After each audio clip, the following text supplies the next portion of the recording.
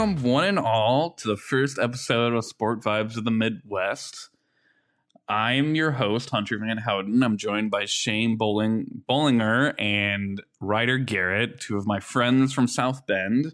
We're just going to talk some sports. We're going to let you get to know us today, and you can join us on this journey of talking sports and, trying to figure out why things are the way they are. So first off, I guess if you guys just wanted to say something, introduce yourselves a little bit, and then we'll get a little bit more into the nitty gritty of what we think as sport fans.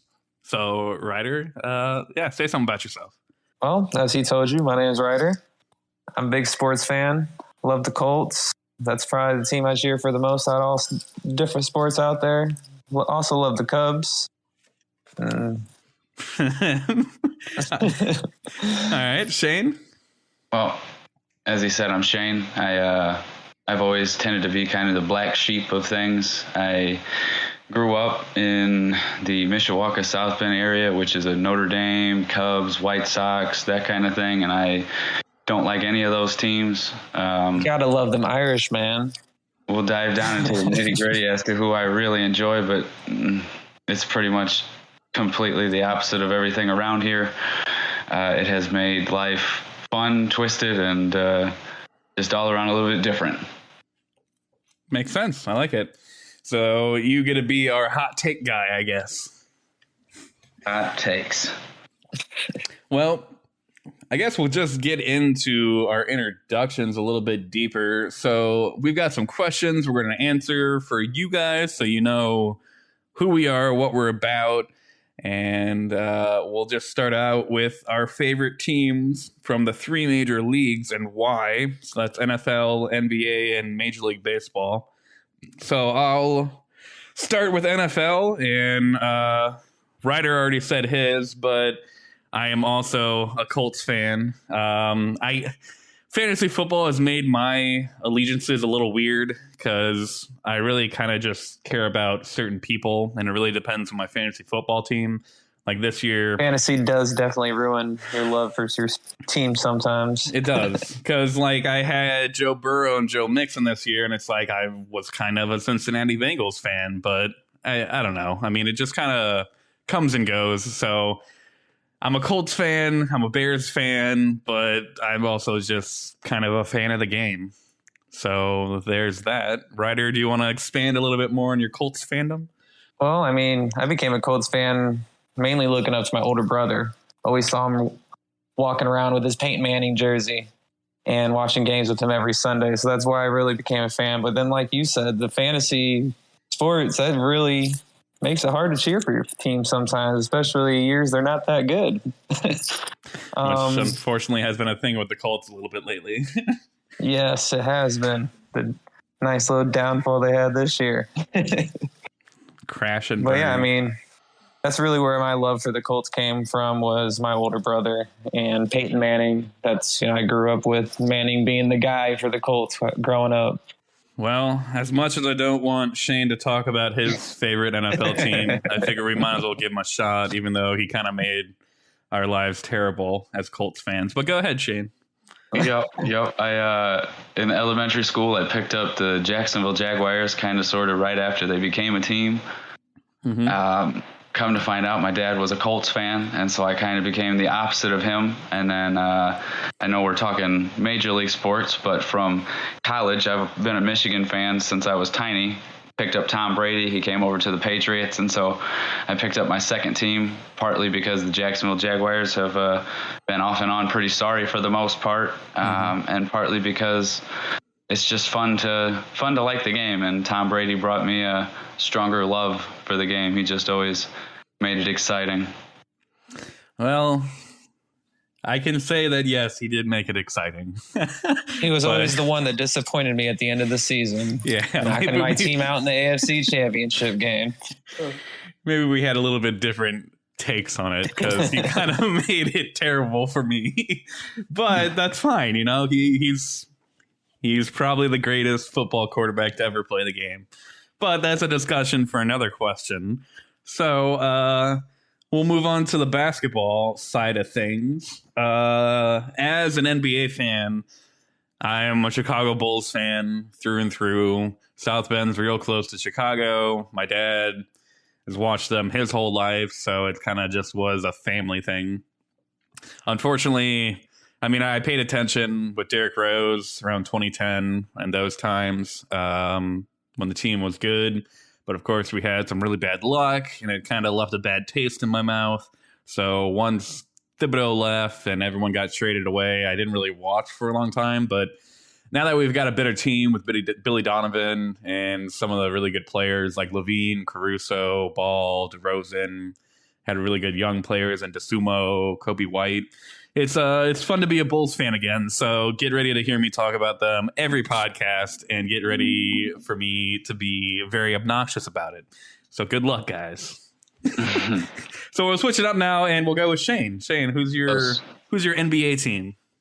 Speaking of basketball, I just recently switched the background on my wallpaper at work to "We Are the North." I'm a Toronto Raptors fan, and it was really fun to see them win the championship a couple years ago. What normally happens with my teams after they win a championship is they fall apart, and it's a long time before I see them playing well again. But even with the regrouping and regrowth, they've been pretty good this year. They're currently, I think, sitting in that 6th spot, maybe the 7th spot. But where I started years ago, I liked the Seattle Supersonics. I enjoyed watching them play. I've never been a big player watcher. I just watch the overall game, and I like the players on my team. I don't always know their names. But yeah, when Seattle kind of dissipated, I started drifting more towards Toronto because I've always been a fan of like Jurassic Park. Mm-hmm. And so the Raptor mascot was really cool. And then I just picked up a stronger passion for the Raptors in general. But yeah, Vince Carter made it a lot of fun, and then DeRozan made it a lot of fun. And now they've got Siakam and other players and things that just make watching the game a lot of fun. Yeah, they've got a lot of good young players, and I mean, they've kind of surprised at least me being this good of a team this year. But I will say the Raptor jersey, the blue Raptor jersey, is by far the best jersey in the NBA ever made. But all right, Ryder, go ahead. Well, for me, growing up, I was more Kobe fan, Lakers fan. Bandwagon. Call it what you want, but when you first start watching, when you're 8 years old and the best team and best player is Kobe Bryant, that's who you're going to fall in love with. Yeah, a lot of people our age did.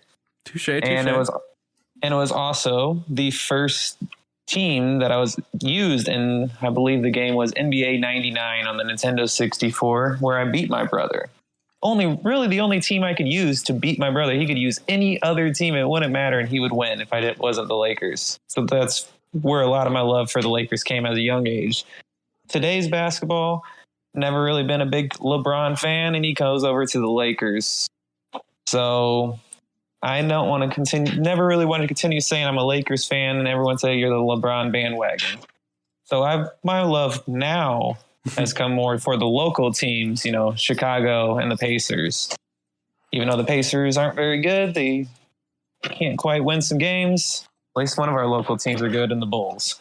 Yeah, it is kind of nice having two teams in like nearby us. We are in a good area to where even NFL, I like the Colts, but NFC side, I'd rather see the Bears do good over any other NFC team. Yep. Who needs the Green Bay Packers, the Detroit Lions? Not me. I like to stick a lot with the local teams. That's where all my teams are, is the local guys. No, nothing wrong with that. So, like I said, that black sheep.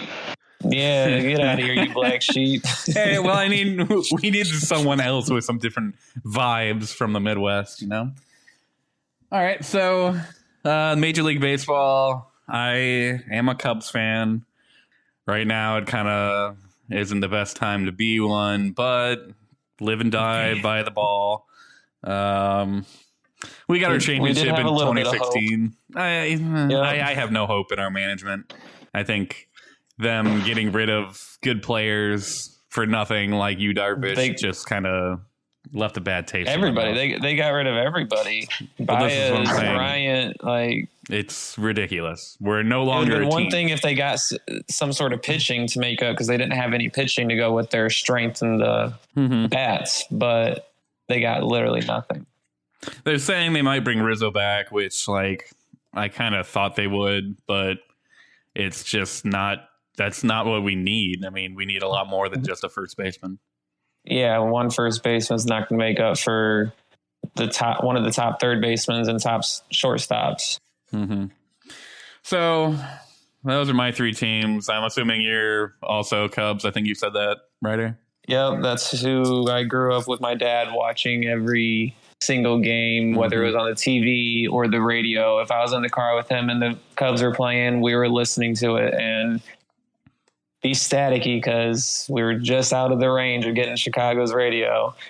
But he still listened to it, and that's where my love for it came. He took me to my first game when I was 6 against the Reds. I was sitting top section, first base line. We won 6-3. It was a good game.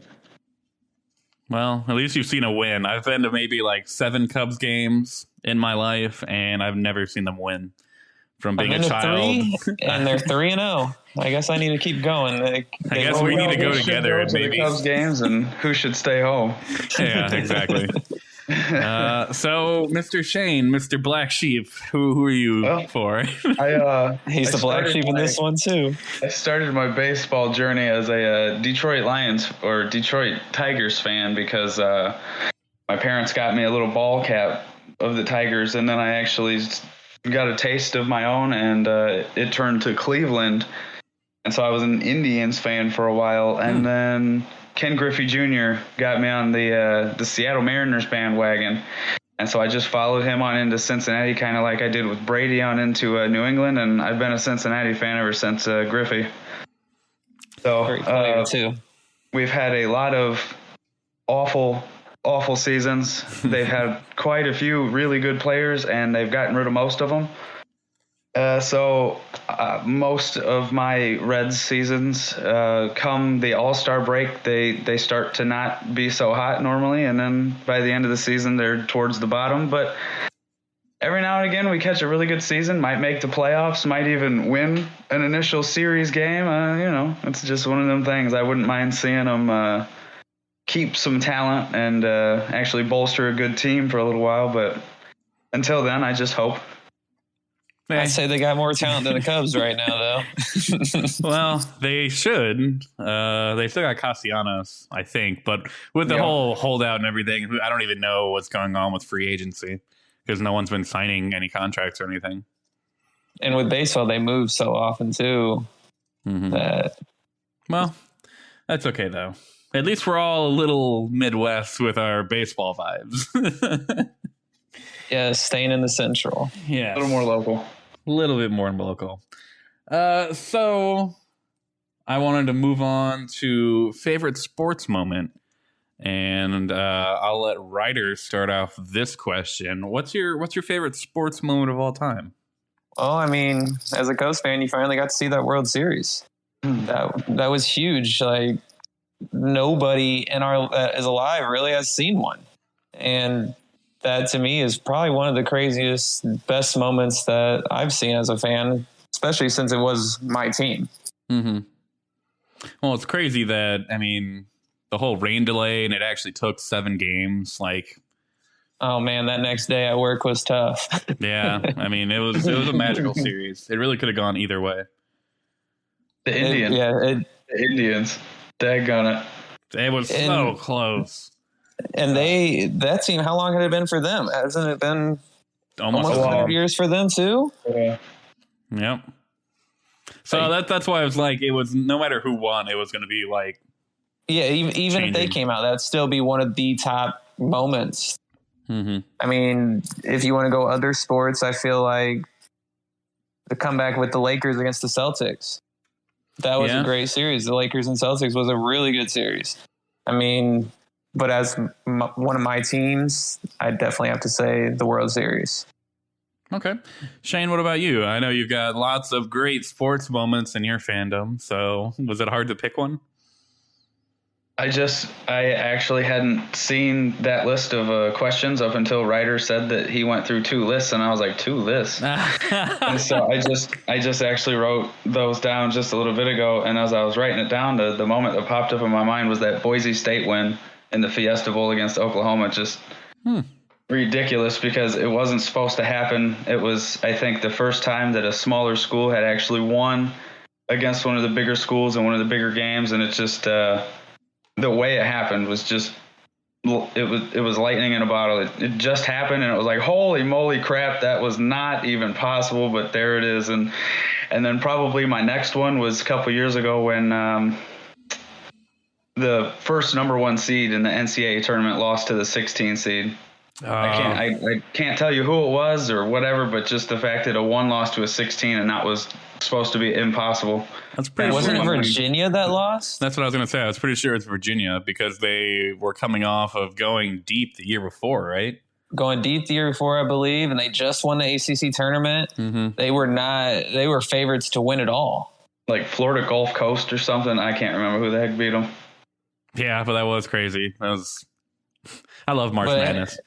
Going back to your Boise State thing, that was around the time when Boise State was a top team, always up there in the rankings, and Hawaii was always up there in the rankings. And now today, you never hear those 2 teams. Like, they just completely fell off. Those 2 teams were fighting to be in it, relevant, and then now, as soon as they started getting some spotlight, they fell off. Well, they started introducing more of the top schools into their schedule. Mm-hmm. And so they stopped winning all those games. Yeah, they weren't having those undefeated seasons, playing all these, what everyone said was scrub teams. Once you start slipping into Georgia and things like that, and you start getting beat up at the beginning of the year, no longer undefeated. You don't make those big bowl games. Well, my favorite sports moment, it actually came from this year. I haven't been to very many professional football games in my life. So when we went, it was actually all 3 of us in this podcast. We went to the Patriots Colts game, and seeing the Colts pull it out. I mean, it was a crazy game, because it was all Colts in the first half.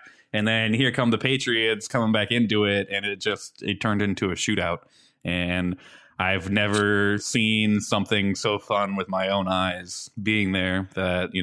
That's probably one of my favorites. That was a good game to be at. And really, all 4 games we went to this year were good games. I mean, yeah, we had the overtime against the Titans. That was, even though they lost that game, it was still a fun game to be at. And then we went to the Thursday night game against the Jets, first primetime game there in, 4 or 5 years? Forever. And that was the 3rd game we had gone to this year. And it was so loud in there every single play. Like, the first 2 games we went to, it would get loud 3rd down, when they say get hype. It was loud 1st down, 2nd down. It did not matter. It was loud the entire game. That game was fun as well. It was just a good experience, and I think that's what I pull to when I say favorite sports moment. But yes, I mean, there's lots of buzzer beaters. Like Derrick Rose had a couple in his time of the Bulls that I love, because especially the 3-point shot over LeBron James just always feels nice to watch.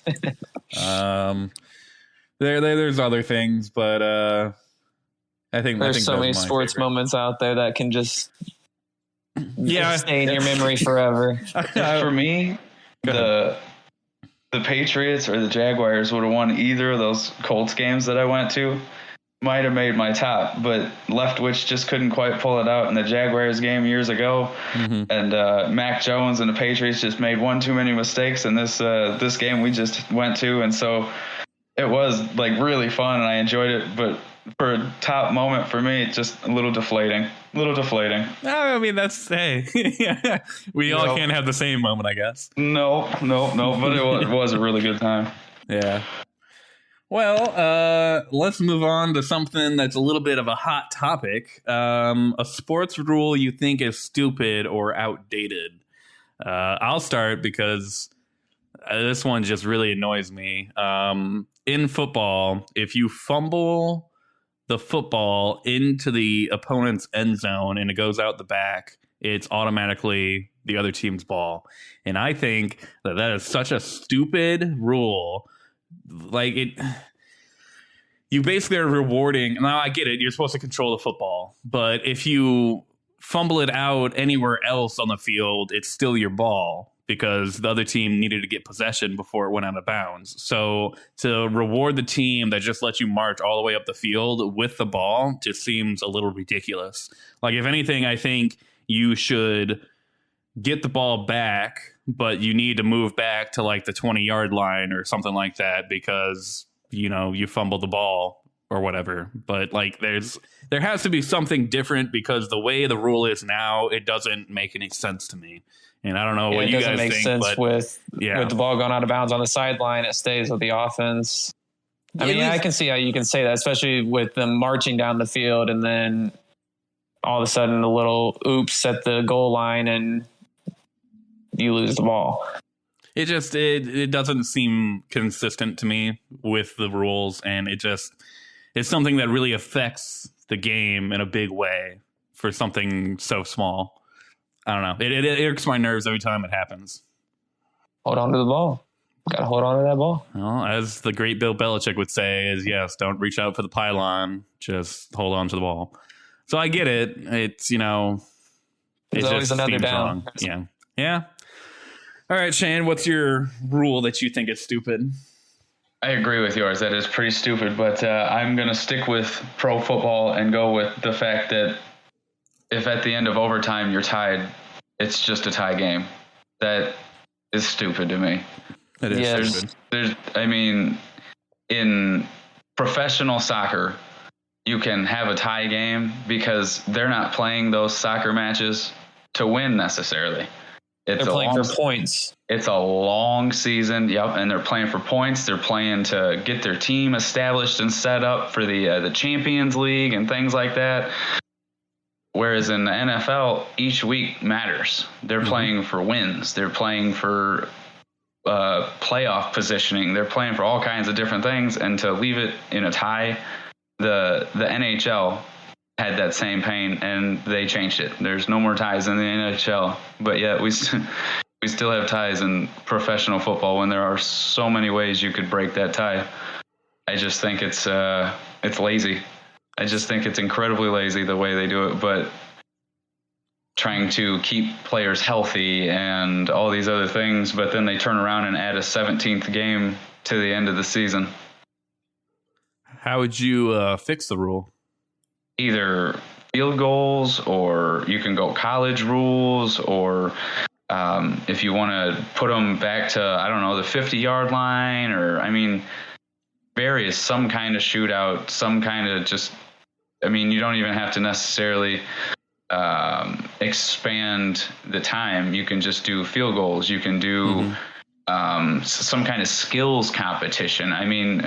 There's just so many things wrong with the overtime as it is. The coin toss, you win the coin toss and you go down and score a touchdown, the game's over.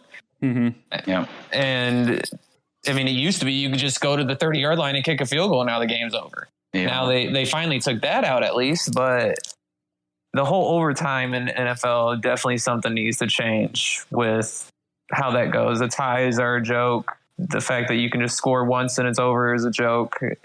I feel like each side should have the equal chance, just like with that Buffalo Bills Cincinnati game. Not Cincinnati, Chiefs game.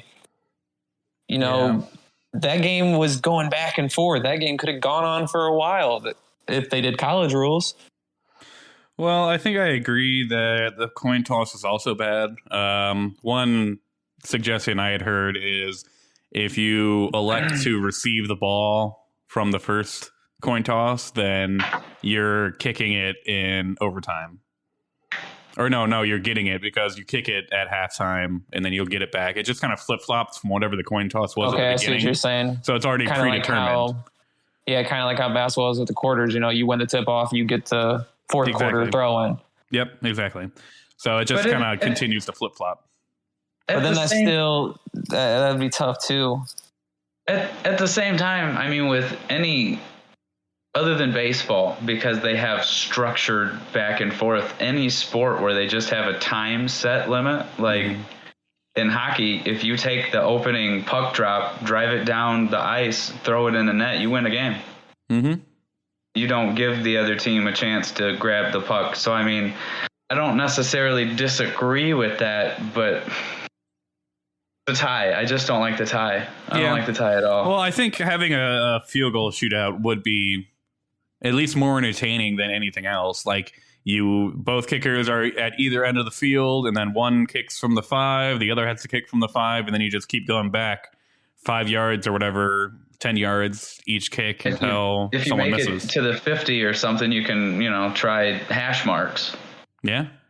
I mean, there's options. There's room for different things and anything. Just don't tie. And we've had a lot of ties lately, too. Yeah, there's been at least one every year. The last 3 or 4 years. Yeah. Mm-hmm. Which I think is funny that they make the rule and then it's like, okay, now it happens all the time. Which is like, I never thought overtime ever would go past the 10 minutes or whatever it is that the quarter is. Yeah, I believe it's 10 minutes. It's ridiculous. All right, Ryder, what's your spool rule that you think is stupid? Well, I'm going to stick with football, but we're going to drop it down a level to college. Okay. And you're one level away from being pro in college. And you still have the 1 foot rule, and you have down without contact. Yeah. Those are the both down stupid. Without contact, I don't know. Like, that's just, if that's how the rules are in NFL, you're one step away. I feel like you should be pretty close to the same rules with everything. Yeah. I think the 1 foot thing it's always hard for me to watch because I don't watch enough college football. So every time they do it, I'm like, that's not a catch. Right. Yeah. If you're used to watching NFL, you're definitely going to think, as someone that's going to draft this guy, if he's consistently only getting catches with 1 foot, I don't really want you. You need 2 feet. Yeah. To me, if I want to draft you, you got to prove to me that you're NFL ready. Well, I think that's what makes it hard, too, is a lot of these young wide receivers aren't necessarily NFL ready right when they're drafted.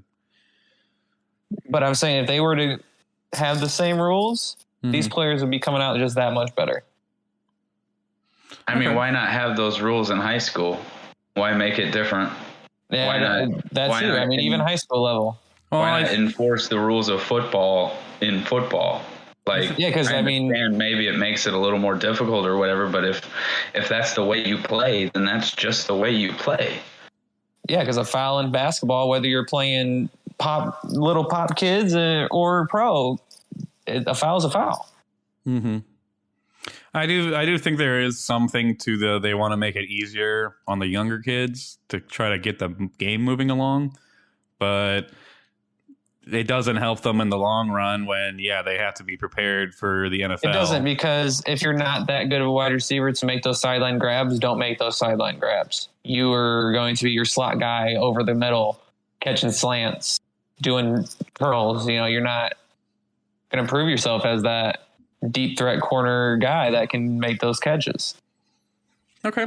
So you'd basically just make it so that they're the same rules as the NFL. I think it should be. Okay. Well, that's been our rules talk. I'm sure we'll talk about rules a lot during our podcast career because I think there's many more stupid rules than the ones we just talked about, and we'll get into it. Oh, there's a lot out there. So many stupid rules. Well, for our last sports-centric question, I just wanted to know everyone's favorite player from each league, or who you would be considered the GOAT of each league. I didn't know if GOAT and favorite player would be the same for some of you, so I kind of sandwiched the question together. But starting in the NFL, my favorite player would probably have to be Cooper Kupp. He's just a monster of a wide receiver ever since he came into the league, and he's got such a good story. Like, just unknown kid from an unknown college. No one really thought he was going to do anything. And then here comes Les Miles and Sean McVay. And I don't know, the kid's pretty amazing. He's got my fandom, that's for sure. And then GOAT, yeah, Tom Brady, whatever. But that's all I'll say. I'll move on now. What about you, Ryder? Well, my favorite player, we're going offensive favorite player, going Peyton Manning. But one of my favorite guys growing up, and I had his jersey, was Bob Sanders. That dude was a hitter.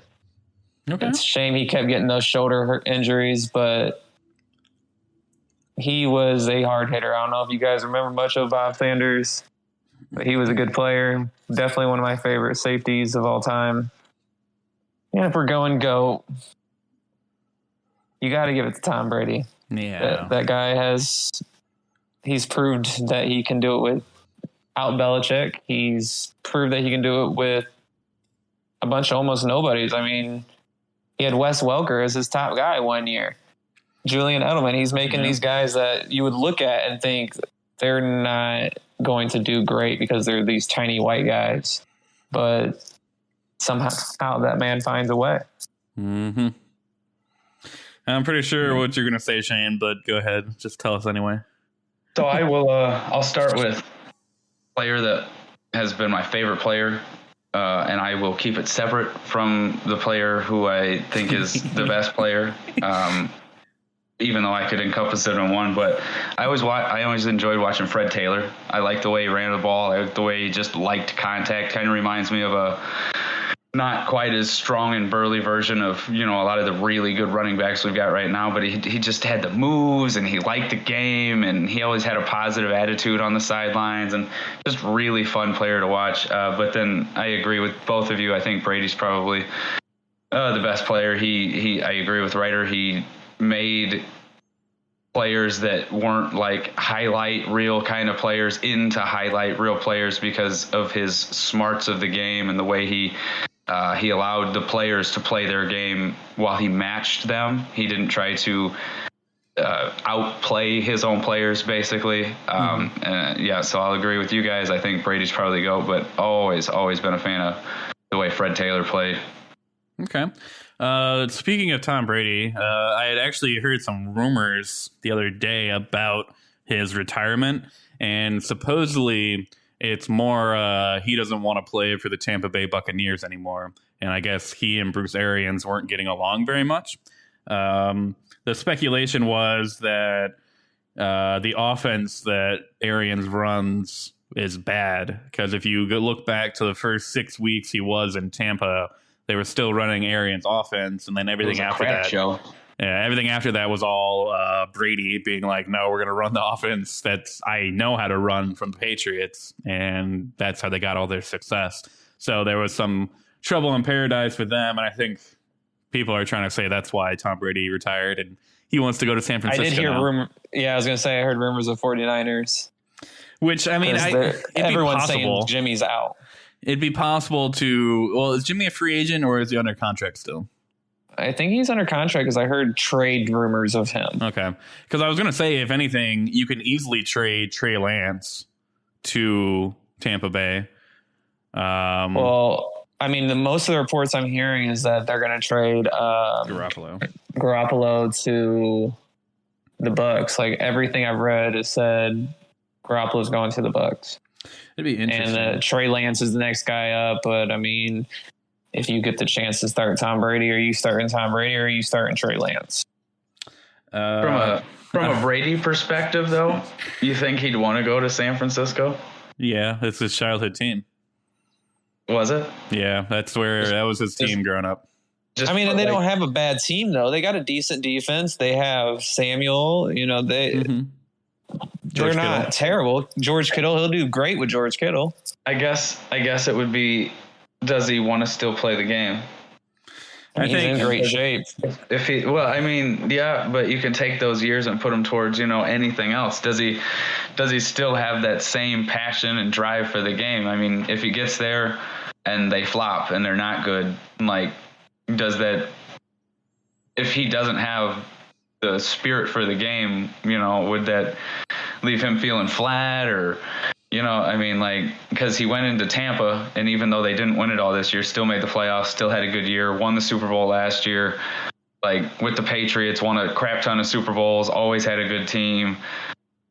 not saying they wouldn't be good, but like, are you going to roll the dice and try that again? Or does he just plain love the game that much that he wants to play until he's tired? I don't know. I think it comes down to how he feels come July, after, mandatory mini camps have come and gone or whatever, and how he feels then, and if he's bored or misses it, or maybe he won't. I mean, maybe he's got other plans and he doesn't really, care. So I think it just depends on how he feels out of the house or out of the game, I guess. But we'll see. It's all speculation right now anyway. Who knows what he's actually thinking. Will I have Brady for another season? Oh, my goodness. It was kind of nice to hear him retire, because now it's like we can move on. We've got Roethlisberger out of the league, Eli out of the league, Phillip Rivers. I mean, all these older quarterbacks are finally hanging it up, and it kind of feels like we're finally turning the page to a new chapter in the NFL. And we do have a bunch of good quarterbacks out there that are going to keep the game good. All these young guys are capable of giving us good games. Well, I think that's why the Super Bowl was a lot more interesting this year. It's because we've got two quarterbacks we would have never thought would make it. So a lot more of the public is interested, rather than just Tom Brady or Patrick Mahomes or, some of the people that have been there for the last 10 years. Very true. Well, all right. It was interesting. Yeah, it was. I'm still kind of upset, if I'm not to lie, but we'll talk about it later. So NBA, we'll move on to that. My favorite player right now would be either Zach LaVine or Alex Caruso. Just as a Bulls fan, they've really made me enjoy the game again, and I like watching both of them play, because I feel like they play with the right type of attitude. They're all about the team. They're not about themselves. And I think that just makes the game a little bit more fun to watch. And if we're talking GOAT, I mean, it's MJ. It's Michael Jordan. It can't not be. I mean, the dude, he won everything. There's just no debate for me. I think it's got to be Michael Jordan. And we'll go with you, Shane. What do you think? I kind of going around the same flow as you. I'm a Patriots. I'm a Raptors fan, and so Fred VanVleet. He's just got a lot of heart. He plays with passion. He's really good. May not be the best player in the league, but he gives his all when he's out there, and it's fun to watch. I think Michael Jordan in any generation would probably be the best player. Mm-hmm. Because of the skills that he was equipped with. I think if he was younger and him and LeBron got to show out, I don't know, it would be a really, really fun thing to watch. But I don't know. He was a different athlete back then. But Steph Curry, he's electric. He throws the ball up and it goes in the net somehow. So he may not necessarily be the GOAT, but I think he is probably one of the best pure shooters in the game. Oh, yeah, easily the best shooter in the game ever. And I used to really like Steph Curry, but then after they started winning a lot in a row, the page kind of turns, just like how kind of with me and Patrick Mahomes. I used to really like Patrick Mahomes, but now that he's won so much, I don't know. I don't know what it is. You're like, all right, chill out. Exactly, yeah, give someone else a chance, I don't know what that is about me, but I feel like it's fun it's fun for me to see the Suns playing how they are, giving Curry, a little bit of a run, kind of a back and forth, and then you've got the Nuggets playing well right now, and the Grizzlies playing well, so it has made it more interesting. Whereas the last couple of years, it's pretty much been a wash. Exactly, yeah. So I'm glad that there's honestly been parity in both the NFL and NBA this year, which has really just made it more exciting, because you never know who's going to win.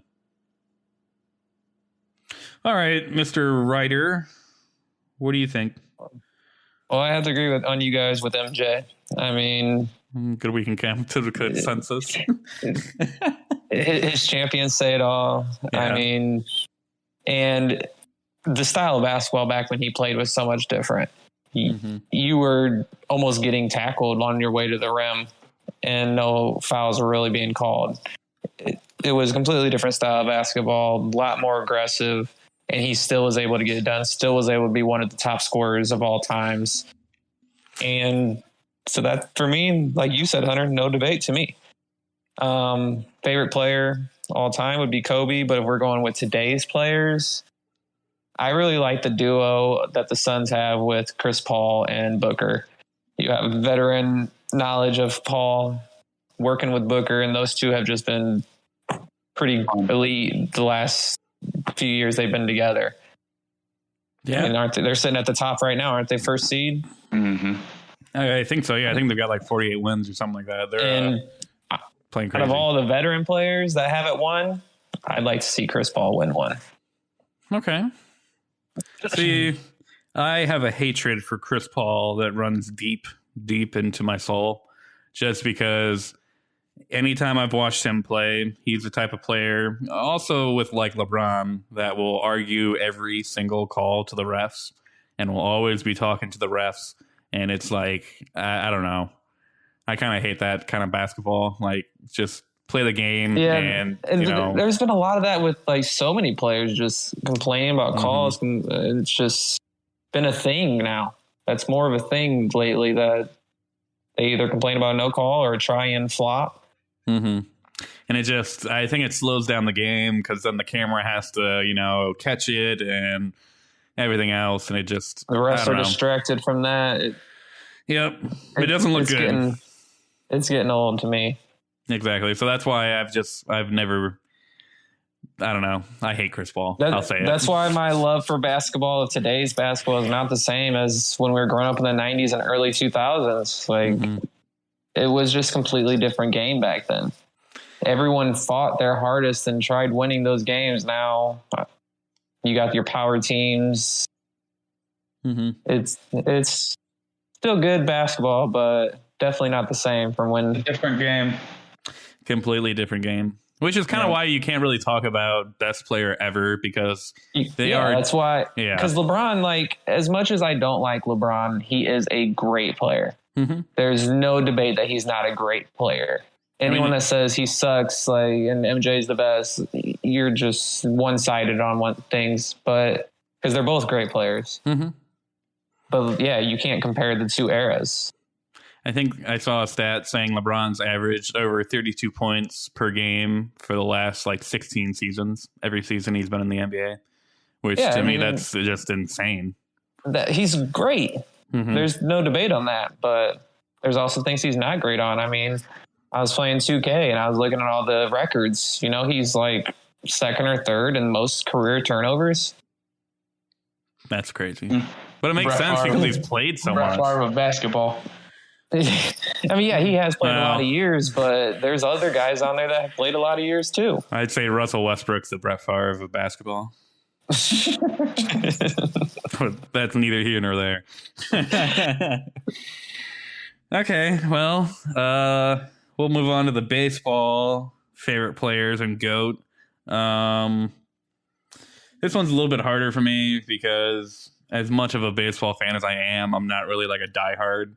Like, I know what's going on in the game, but I don't know. There's so much to keep track of. Yeah, 163 games a year, and it's a lot. Yeah. If I'm saying favorite player, it's probably going to be Jake Arrieta from the Cubs. His beard is amazing, and I like the way he pitches. And I've actually seen him pitch live a couple times. So he's just, I don't know. I just like the guy. That's all there really is to it. And then GOAT, I don't even know if I really can pick one. I mean, maybe Randy Johnson or Greg Maddux. Funny, I was thinking Randy too. Yeah, just because I think it's got to be a pitcher, just because what they can do. I mean, they can shut down a whole game if they're really good at it. So that's probably the two people I would debate on being the best of all time. Well, let's see. We started with Shane last time, so Ryder, go ahead. Well, for me, favorite player, I don't really have one set favorite player. I have like sets of favorite players from different times. I loved Sammy Sosa growing up, Aramis Ramirez, Derek Lee. Those were, Alfonso They had a great Soriano. team. Yeah. Mm-hmm. Soriano, yes. What was there? Zambrano. Oh, Zambrano with his anger, yes. With his anger, taking his belt off, Kerry was Wood. crazy. Kerry Wood. Those were great teams back then. And then you go more recent, you got Javi Baez, Chris Bryant. Mm-hmm. But baseball, how do you really pick a GOAT? I mean, baseball's been going on for so long. You got greats like Babe Ruth, Ty Cobb, Hank Aaron that they have an award named after, Barry Bonds, Ken Griffey. Yeah. I just don't see how you can even choose and pick a GOAT, because baseball is one of those games where multiple people can have great seasons because of the type of game it is. It's not only a team game, but an individual game. Mm-hmm. And that's one great thing about baseball is you can have the multiple great teams make these playoffs, and any one of those teams in the playoffs can win. But compared to like NFL this year, you looked at the playoffs and you're like, are the Steelers really going to make the Super Bowl? I mean, no, not at all. Defense might have, but not their offense.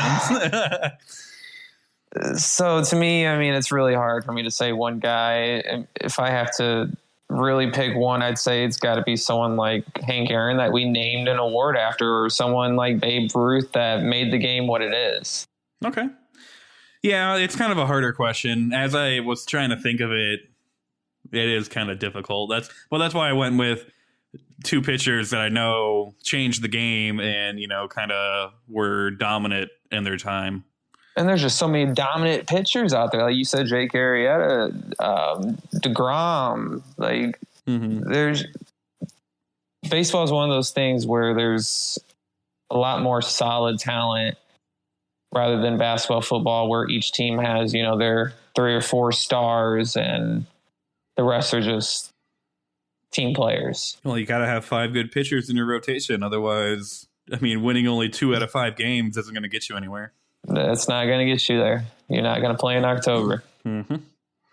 All right, Senor Shane, what do you got? Might that talent differential have something to do with the fact that MLB has players coming out of Mexico, Canada, Asia, whereas the NFL and the NBA are almost exclusively just North America? Well, NBA is starting to spread. Yeah. And, they got... It is. I'm not saying it's not, but I'm just saying, could that be part of the reason why there's just a crap ton of really good baseball players all over the place? But that's because baseball is more of I feel like the most loved sport around the whole world other than soccer. They use a minor league farm system to improve. Anyways, that's just a ramble. My current favorite player, Joey Votto, he goes along the same lines as Fred Taylor and Van Fleet. Just he brings a passion to the game that I've always enjoyed watching. He's also really, really consistent. He may not hit a crap ton of home runs every season, but he's getting on base every time. He's patient with the walks. He's fun to watch at first base. Brandon Phillips, when he played for the Reds, was a nice tag along with him. I don't know where Phillips is at now. I don't too much follow every player, just kind of my own team. But he was always really fun to watch too. And then for like the GOAT player that neither one of you mentioned, Pete Rose. He's kind of along the Babe Ruth and that kind of thing. Just old time player. He won championships in Cincinnati, which they haven't done that in a while. And then to tag along with your love of pitchers, because I think pitching is probably one of the most fascinating parts of the sport, just the way the ball moves and all that. Max Scherzer, he has just been on a tear the last few seasons. He likes to move the ball. He can also throw it 100 and some odd miles an hour. Just really good. Not a whole lot of people get in on him. Not a whole lot of people put the ball out of the park. He keeps it in the strike zone. Just fun to watch. And he's got 2 different colored eyes. 2 different colored eyes, still doing his right thing. There, that's GOAT status right there for me. If you look that cool. But okay. I will say on the Pete Rose discussion, do you think he should be in the Hall of Fame? If you're going to keep people out for doing stupid stuff, then no. If you're going to put people in there because of what they did with the game, then I think yes. So if you want politics to rule people out, then I believe he should be ruled out. But if you're able to put politics aside, I mean, I think he was deserving. He was good enough. Mm-hmm. Well, I think the funny thing is I don't know if people really realize that technically they're still in the Hall of Fame. Like Barry Bonds and Roger Clemens and all them, they have stuff in the Hall of Fame. They just don't have a bust in the Hall of Fame room or whatever. So I mean, it's like it's not like they don't talk about the players themselves. It's just they don't get the honor. Got that sweet asterisk by their name that says this player did this, so don't count them. I agree. I think you can't tell the story of baseball without them, and I think that's always been the big thing about Hall of Fames is if you can't tell the story without them, then they deserve to be in the Hall of Fame. Like that works for baseball, basketball, football. I said baseball twice. If you can't tell a story without them, they're Hall of Famers. Yep. Because I think that even like applies to Julian Edelman. I mean, he may not be the best wide receiver ever and have the crazy numbers, but the things he did in the game, I mean, they wrote the story. I mean, the 27-3 comeback, that was him and Tom Brady. Pretty much. Yeah. Well, I guess that concludes our sports vibe portion of the introduction. I kind of wanted to get into my favorite hockey player. Oh, well, I don't know enough about hockey. We're not twisted into hockey, but I do watch it. I like it. I'm a Stars fan, and Jamie Benn is my favorite player. Just to throw that out there. Okay, is that your GOAT as well? Who's your GOAT? There's only one GOAT of hockey. I think hockey is kind of like baseball. They've just got a really good farm system, and there's just so many good players all the time. But the Ovechkin and Crosby, their rivalry was really fun to watch, but I don't know if either of them are like the best player. And the Stars of the past, they've had a couple different really good players that I'm off the top of my head I'm not coming up with. And I think the Red Wings had a couple of really good players, but yeah, I don't know for GOAT. I'm just gonna. You gotta have Gretzky, my current favorite player. We're just gonna keep it at him. Okay, you don't want to put Gretzky in there. He's got all the records. Gretzky was really good. Okay. I've never been a Rangers guy. I thought he was Red Wings. I think Gretzky was the Rangers. Maybe he moved around. Maybe I'm wrong. I thought he was the Rangers. And that concludes our hockey talk because we don't know what we're talking about. That's why I stayed silent there. Yeah, I know like two names. I know Ovechkin and I know Crosby and I know Wayne Gretzky. Beyond that, I know Shorzy from Letterkenny, but that's not really NHL. All right. So we're going to talk for the Indianapolis Racers, the Oilers, the Kings, the Blues, and then the Rangers. Yeah, the Rangers. Wayne Gretzky. Huh. No Red Wings in there at all? No Red Wings. What? That was the other guy that I can't think of his name. That's literally just blew my mind. Again, that's why I don't talk about hockey, though, because, I guess I know nothing. Okay. Anybody... Well. This is off topic a little bit, not to push it, but anybody watch the fights this past weekend? Not this weekend, no. Oh my goodness! I did see the knockout of Johnny Hill. I mean, that dude got That's what I'm obliterated. talking about. I turned it on right there. That round started. Guy caught him in the temple, dropped him like a sack of bricks. I've never seen anyone just be knocked out like that before. It was literally. It looked very uncomfortable the way he landed. It had to have been stiff as a board. Oh my goodness.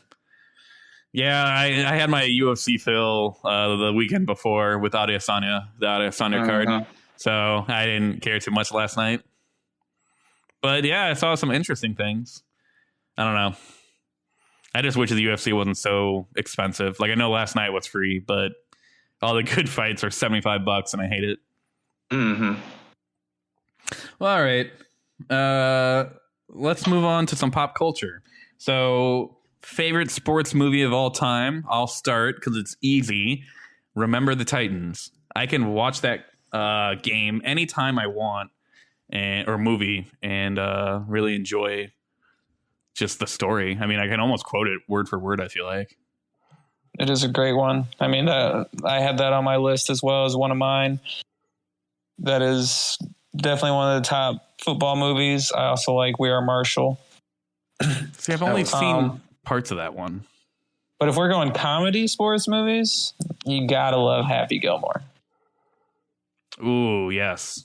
I mean, it's either that or trying to think of what's the other one? Oh, Waterboy or Happy Gilmore. Probably two of my favorite comedy ones. And then a different sport that not many people think is a sport movie, Talladega Nights. Yes. Ain't first or last. That's right. Okay, what about you, Shane? Well, I was gonna go with Waterboy as my favorite sports movie because, like you just said with Remember the Titans, I can probably quote that whole movie. Mm-hmm. I have watched it numerous times and I've enjoyed it every time I've watched it. But I also enjoyed Blindside. I don't know. Okay. That's a good one. That movie was it was touching and it was really good. It's got a good story behind it. Mm-hmm. Sandra Bullock, just a really good actor. But probably Blindside for my more touchy sports movie. I kind of want to watch that new one with about Kurt Warner. Haven't watched that guy. It looked pretty good. Yeah. It wasn't. I don't know. I haven't seen it. It just doesn't interest me, I don't think. I think they're trying to make it too, I don't know, too much drama or too much, along the, I don't know. I'll just be quiet. I was intrigued. It was a good season. That Rams Super Bowl, so it intrigued me. Mm-hmm. Okay. I like all those choices. Probably one we didn't talk about, the movie The Rookie with, I think it's got Dennis Quaid in it. Dennis Quaid. Yeah, he's a pitcher. The kid for the Cubs, is that what that is? No, that's The Natural. Rookie, he's like 40 years old. He's a baseball coach, high school coach in Texas. And he does like some tryouts, right? And he can throw it like over 100 miles per hour. I remember that movie. That was a good one. Yeah, it's interesting. It's one of those hits you in the field because, it's a whole come from behind story and what can he really do? All that stuff. Garbage picking, field goal kicking Philadelphia phenomenon. Anybody remember that one? It was a Disney movie about a trash man turned field goal kicker for the Philadelphia Eagles. Oh, the one you talking about with no, because that's Invincible.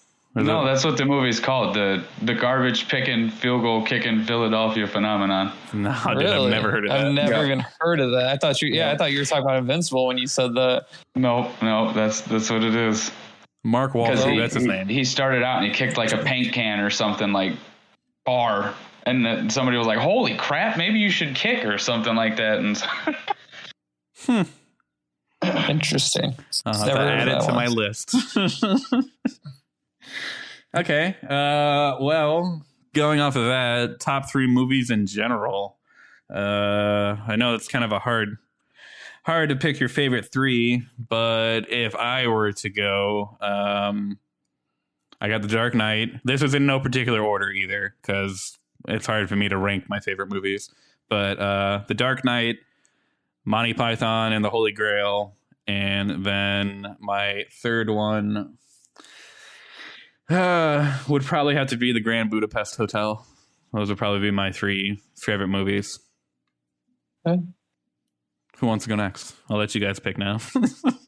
I'll do this one, but I'm going to do it a little differently than just top 3 because as of late, I've gotten into the series type movies. Okay.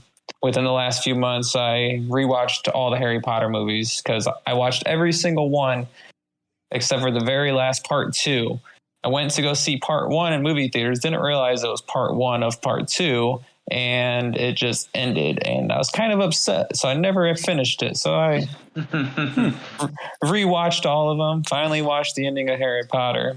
Mm-hmm. But then I started watching Lord of the Rings, got done with those, watched the extended cuts, of course. Of course. And now, just yesterday, I just started rewatching the Star Wars. I've watched them in the order they came out. Now, this time, a lot of people might say, don't do that, but I'm watching them chronological order, episode 1, 2, 3, and so on. Okay. And I just started that yesterday, so when I start again, I'll be on episode 3. But growing up for me, how did we watch movies when we were growing up? We didn't have these streaming services. We had VHSs. We had movie rental stores like Blockbuster and Family Video. Stores. Yes. So, we owned a VHS or VCR, I guess it's called. Bunch of VHSs. Every weekend I went to my dad's, I just watched movies. The 2 movies I watched all the time was Big Daddy. And that's a great movie. And What About Bob? Anybody ever see What About Bob with Bill Murray? I thought it was Billy Crystal. No, it's Bill Murray. No, I haven't seen it then. It's a pretty good movie. I don't know why. Like, looking back on it, it's not as good as I thought when I was a kid. But me and my cousin loved it. Watched that all the time. So for me, those would be my top. I really love like series movies where it's not just one and done. Mm-hmm. See, if we're talking about VHSs, ones that I watched a lot when I was a kid, it was always Men in Black for some reason. I would always watch Men in Black. But see, you had limited options, and as a kid, we didn't have everything at our fingertips where it's like, let me watch Frozen. Okay, let me watch Moana. It wasn't at your fingertips of anything you wanted like it is nowadays. Kids today have it so easy. So easy. Okay, Senor Shane, what do you got? So like I said, Waterboy was probably one of my favorite movies, but since I already said that, the Marvel series has been really good. Each of the movies, a little different, little twist, little something else. The Come Together series, the Infinity Wars and things, they've all been intriguing, enticing, fun to watch. Like I said, the series. Yeah, I like the series movies just as well. I had recently just watched through some of the same ones you're doing. I didn't do Lord of the Rings because I'm reading the book, and so after I finish each book, I watch the movie. So I'm currently in the second one. I've always watched scary movies and the Saw movies, just the way they put some psychological craziness into the gory, twisty mix. I enjoyed those. Saw is definitely one of my favorite horror movies. And then, because of the perfectness of my first date with my wife, Beauty and the Beast. In live action? One of our favorite movies. The live action one? No, it was the good old cartoon. We went to the movie theater for our technical first date, and nobody else was there. It was in the middle of a snowstorm. We walked in, sat down in the theater, and they literally turned it on just for us. I mean, that's pretty awesome, honestly. Nice. Yeah, that was really dope. Okay. Nice. Excuse me. To move on to the next one, favorite TV show or series. So this one is a little hard for me because I have a lot of TV shows that I watch, but probably my top 2 would be Breaking Bad and Rick and Morty. Both of them. Two great shows. I mean, yeah, they're up there. If you want to say best animated series, there's Rick and Morty, and then Breaking Bad's just such a good drama. I mean, I was hooked the first day I watched it. I was like, as a kid, I was too young when it was first coming out, but I remember seeing all the commercials on AMC whenever we'd be watching like movies or whatever. So it was always something I wanted to watch. And once I got into it, I think I started right when the last season was about to start. So I binged it all, and then I watched the last season live, and it was just probably one of the best stories I've ever watched. I just love Bryan Cranston. He's such a good actor. Yeah, I watched that about a year or 2 after they all were done, and did the same thing. Once I started watching, I was just hooked and binge watched the whole thing in like a week's time. Yeah, it's good stuff. It really just, I don't know. They had their twists and turns written so well into that show, and you never really knew what was going to happen. So that was probably my 2. What about you, Shane? One of my favorite overall shows, it no longer is playing anymore, was probably The League, just because it mirrors a lot of things going on, in my life, being a fan of fantasy football and it just had a lot of real life drama, and they put a funny twist on almost all of it. It was really enjoyed that show. I'm currently enjoying Ozark. A lot of the same lines as Breaking Bad. It's just really twisty. You got a whole lot of crap going on, and you sit back and you look at it and you're like, okay, if I would have made just like 3 bad decisions back in the day, maybe I could have had something like this happen. Thank goodness that's not the case, because it just gets worse and worse and worse, but it's just so entertaining. And then currently rewatching Dexter with my wife, and I really enjoy this series, and she passed out on me last night, and I watched the whole episode by myself, and just with watching it with her, I answer questions, and it's bouncing between things, but when she fell asleep, I was able just to dive into the episode, and it reminded me of how much I enjoyed the series when I was first watching it. Have you ever seen Dexter, Ryder? I've seen one episode, I think, midway through. Okay. I've never actually sat down and watched the whole thing. Well, then we will not discuss it. I have not watched a whole thing either, but I'm like a couple seasons in. I always seem to get to a point where I'm like, I don't really care about this show anymore, and I don't know why that is. Yeah, I get kind of far into it, but I don't know. Maybe I'll pick it back up, because I know they got the new season that came out, and I don't know. I really haven't heard anything about it, though, if it's good or not.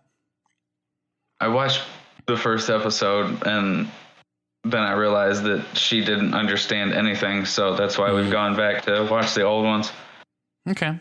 Well, when you get to the new episodes, let me know what you think. Will do. All right. If you could only listen to one album for the rest of your life, what would it be? Ryder, go ahead. Well, first off, you skipped me for the TV shows. I didn't. Yeah, I did. You did. Okay, you did. Well, there's my first hosting mistake. Dang it, Hunter. No problem. Almost perfect. Well, I mean, going back to with you, Rick and Morty, Breaking Bad, 2 great shows. Other animated that I like, Family Guy, Futurama. But lately, me and my wife have really been getting we've watched all the Marvel series, WandaVision, Hawkeye. Those have been great series. We just finished the Star Wars series, Mandalorian and Book of Boba Fett, both 2 great series. And we are now currently in the middle of watching, what is it called? Titans, the DC on HBO Max. That's really good. It is good. I'm probably about halfway through season 2. That's a pretty good show. We kind of stopped watching that for a little bit and finished up Mandalorian, and then just binged watched all of the Book of Boba Fett. Nice. And then that's kind of what got me started into rewatching the Star Wars again. So that's where I'm at. But then to go on to your next question, if I had to pick one album, I don't even know if I could do that. Like, you don't have a single album you used to listen to all the time? I mean, growing up, you got Kid Cudi's album with Soundtrack to My Life. I did love that one when it first came out. Man on the Moon. Man on the Moon, yes. Okay. But I couldn't do that. If I had to only listen to one, I'd listen to it for a while and then just not listen to music, because my range of music is everywhere. I'll listen to rap, rock, heavy rock, country. Okay. I'm a little bit everywhere with my music. Really just depends on my mood. Nothing wrong with that. If I had to pick, it'd either be The Carter 3 by Lil Wayne or Confessions of a Dangerous Mind by Logic. Either one of those albums I could probably listen to on repeat for the rest of my life and be just fine with my life. Okay, those are good ones. Yeah.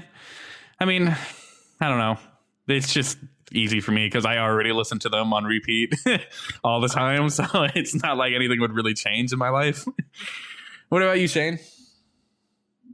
I grew up and still do. I really enjoy Ludacris.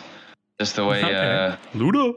He brings out his lyrics. He's not overly serious, but he rhymes and he makes sense with the times, and just always really crafty with the way he spit things out. His We'll go with Word of Mouth.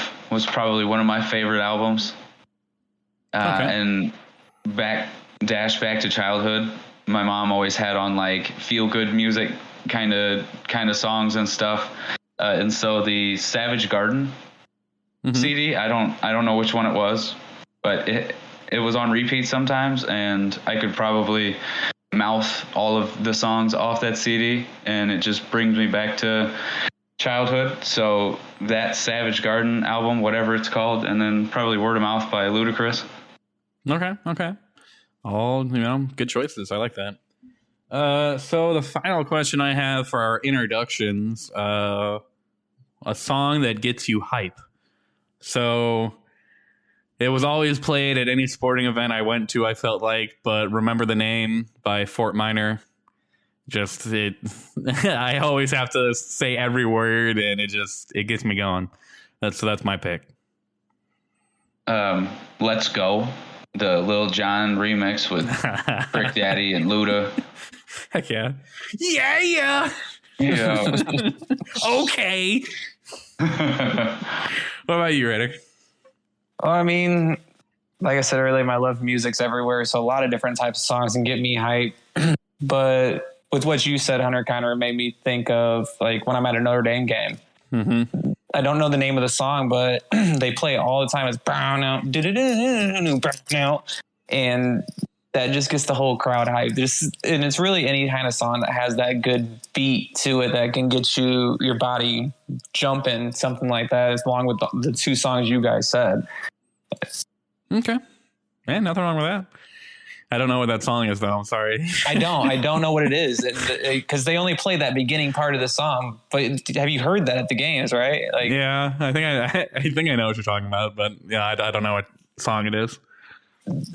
Really, it's just something with a good beat like that can get you going, just like with what Wisconsin does on the fourth quarter, jump around. Song gets people going. Okay. All right. I just like upbeat. I like it. That's all the questions I have for introductions. So now we're going to get into the nitty gritty of our actual what we want our podcast to be. So we're going to do a little bit of an NFL 2021 season recap. Just each going to talk about a top 5 from the year of what we thought was impactful, what changed, what, we think stands out above all else. So we'll start with number 5 and work our way to number 1. On my list, I've got Aaron Rodgers' situation.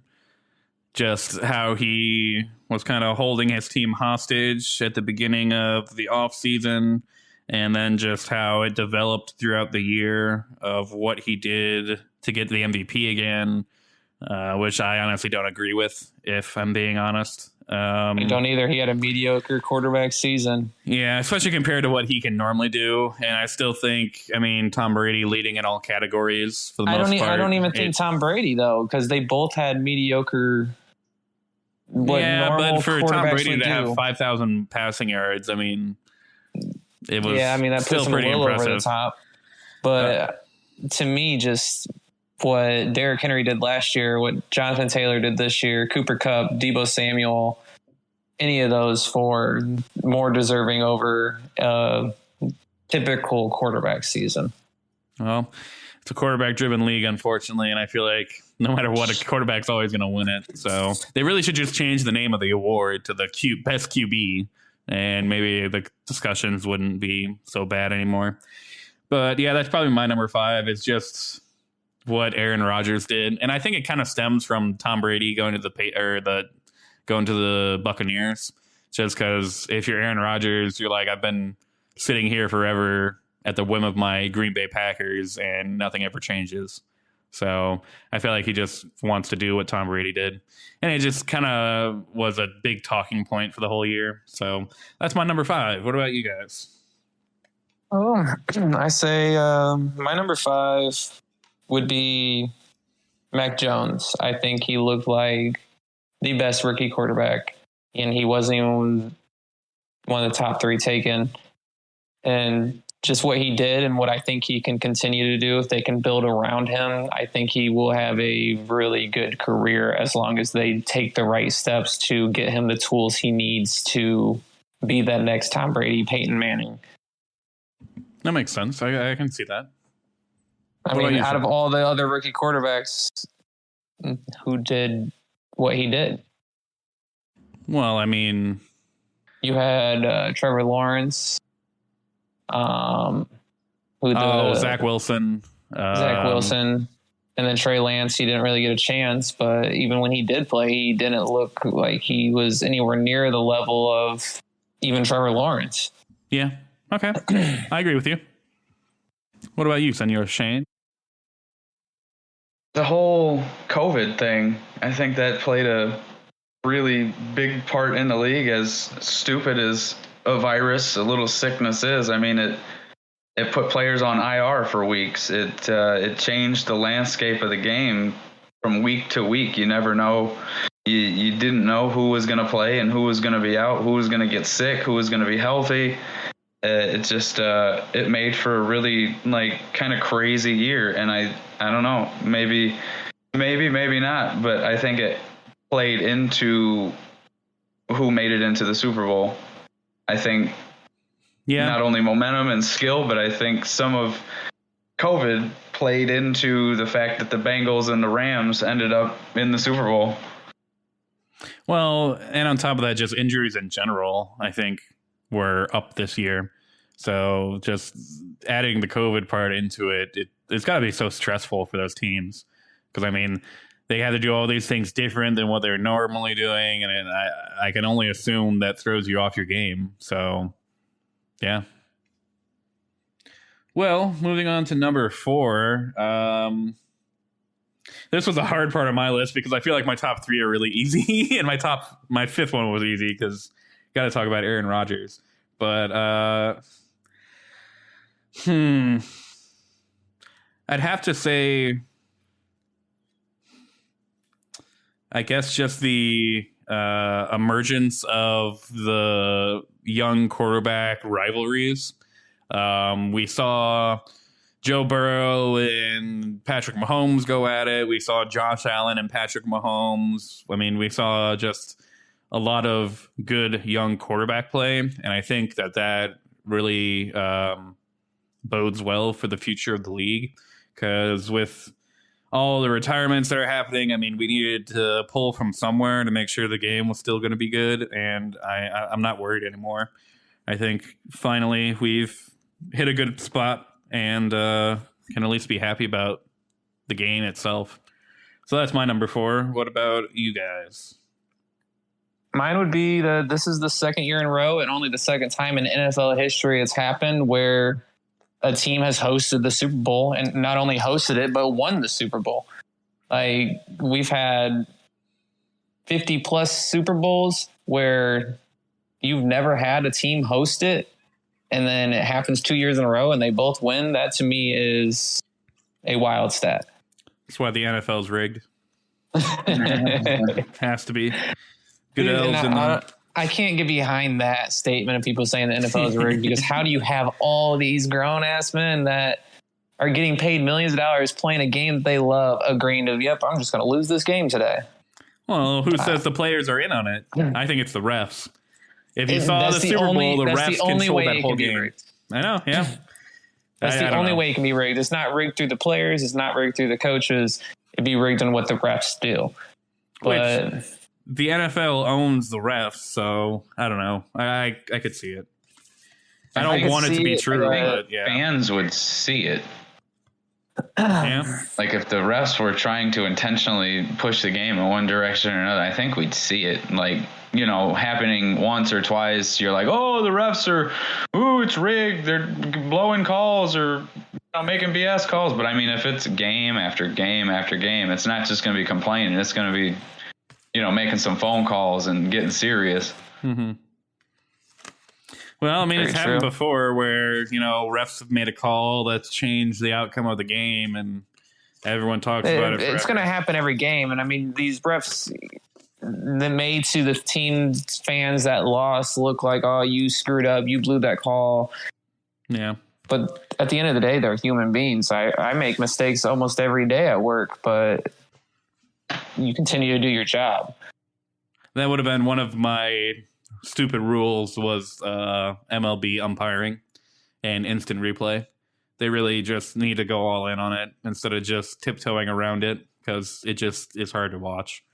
But yeah, we're talking about NFL, so let's not get into baseball. Shane, what about you? Let's see. My number 4 will go with the fact that it's questionably Brady's last year. So he's been in the league for 100 years and won the Super Bowl last year, and so it was intriguing thinking that this year could be his last year. Will he win another Super Bowl? Will he not? What's the storyline going to be? How's it going to go? And the last of our childhood football possibly gone. Yeah, he had a fun year. It was a fun season. He made it, to where they made it, and either he goes out in a ring of glory or maybe he comes back with San Francisco. But it was fun to watch, thinking that maybe it was his last season. See, I'm honestly surprised I have that higher on the list than you. Because that's my number 3 was Tom Brady retirement. I figured you would have had that number 1 or something just because it was so impactful. But yeah, I agree. I mean, the things he did for the game, I mean, no one's ever going to be able to reach it. I mean, it's going to be hard even for Patrick Mahomes to play till he's 45 to reach these kind of numbers and stuff that Tom Brady's done. So it'll be interesting to see if anyone ever catches him. It's just what a career, right? I mean, go to the game, all those wins. I mean, and he can still do whatever he wants too. I mean, I wouldn't be surprised if he owned a team at some point or became like a coach or went into the booth. I mean, he's got so many options. He does. He can do either one of those because he has a great speaking voice to where he could do that. He has the knowledge. And I love when these quarterbacks retire and go into the booth. Tony Romo, Drew Brees, they sit there and explain what's going to happen, what happened. Their knowledge of the game is great to have as a broadcaster. Mm-hmm.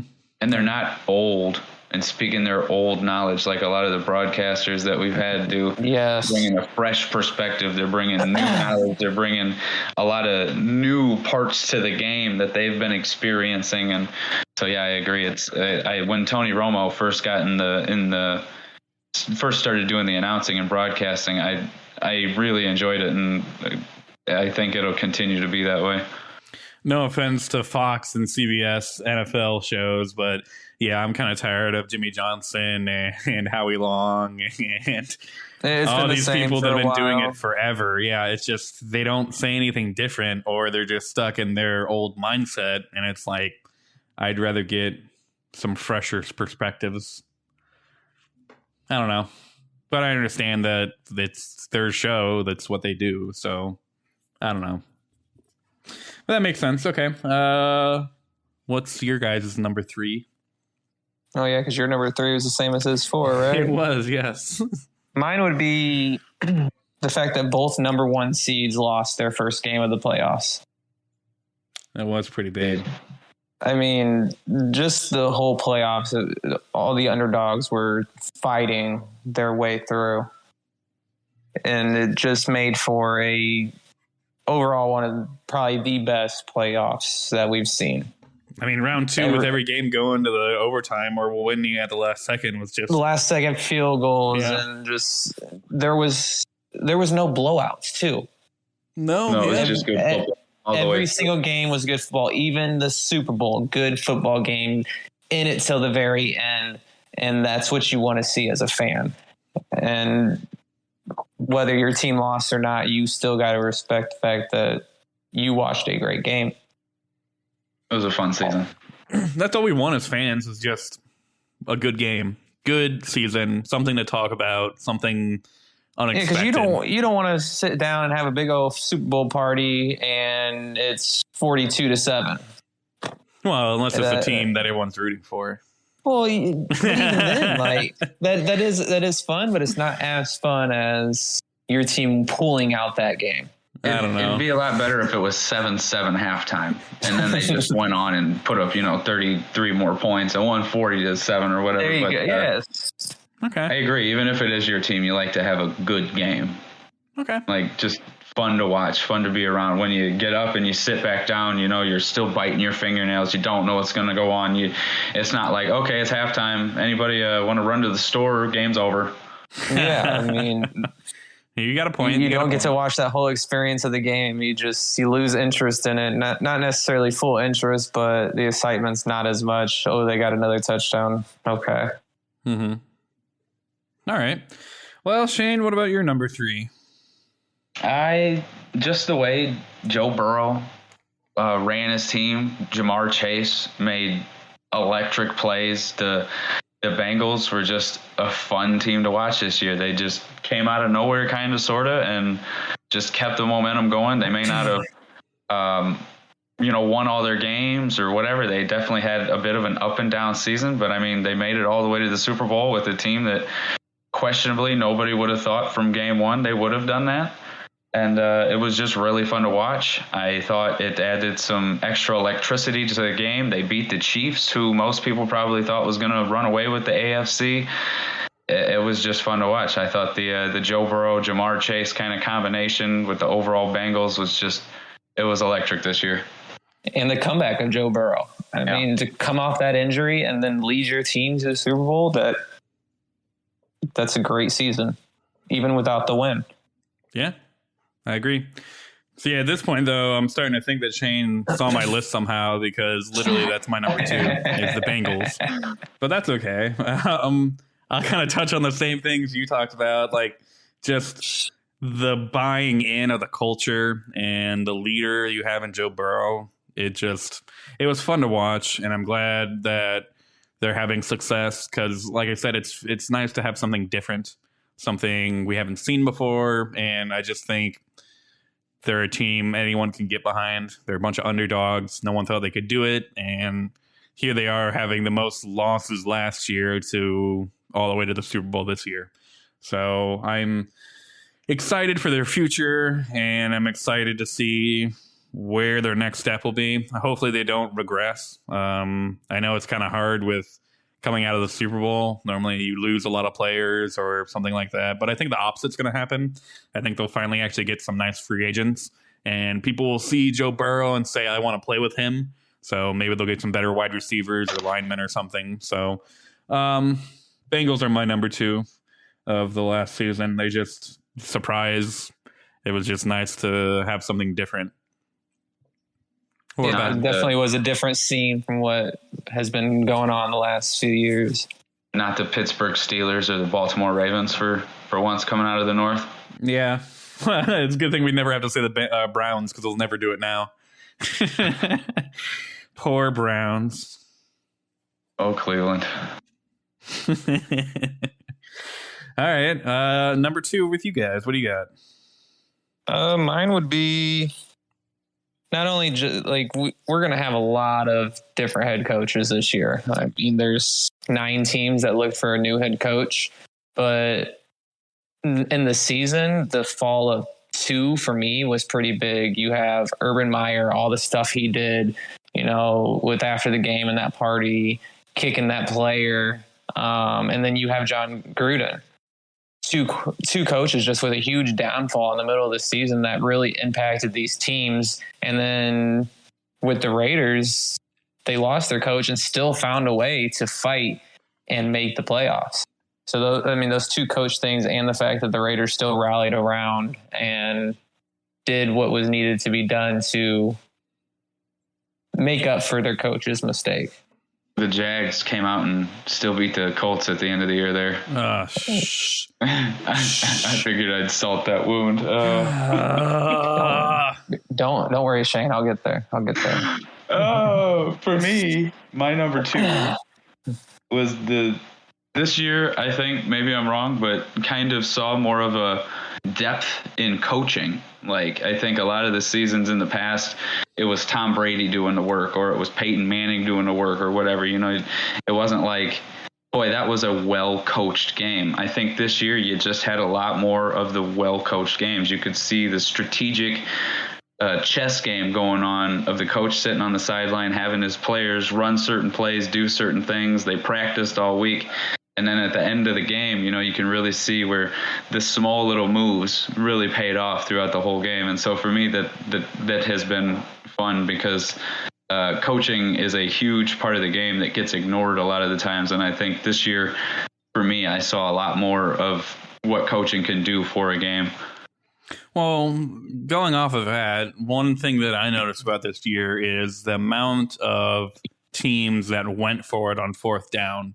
I mean, LA Chargers, they went for it so often that it was kind of a detriment.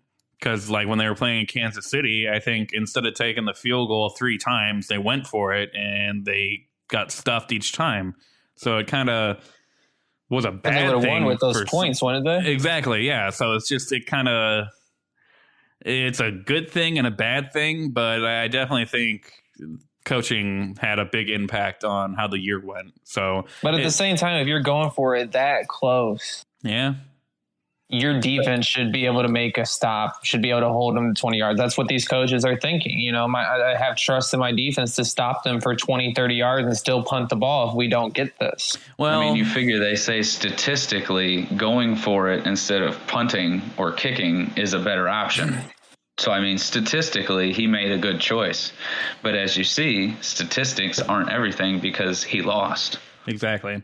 And I just think it more came down to he's looking at the aspect of we need to score 7, not 3 to beat the Chiefs, which I can understand, but some points are better than no points in my book.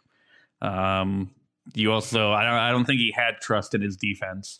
Because if you did, you would just kick the field goal and expect to get the ball back after, your defense makes them punt. So I think he got a little scared of just the high power offense that the Chiefs have. So it kind of depends on the situation. And it wasn't only just the high powered offense of the Chiefs. It was just the roller coaster ride of the Chargers' entire season. One game they demolish a team 40-7, and the next game they're struggling to score 13 points. I mean, it's really tough to coach a team that's so up and down to know who am I getting today. Okay. Well, Shane, you didn't steal my one this time, so I'm pretty happy about that. It was close. Oh, well, no, it wasn't at all. Thank goodness. My number one thing that happened in the NFL season this year would have to be the Rams and all of their trades they made. I mean, if you want to talk about going all in, trading for Stafford, trading for Von Miller, trading for Odell Beckham Jr. I mean, and if you even look back at past seasons, getting Jalen Ramsey and, certain other players, it's impressive because, I mean, they haven't had a first round pick in 8 years, maybe something like that. And they don't have one until 2025.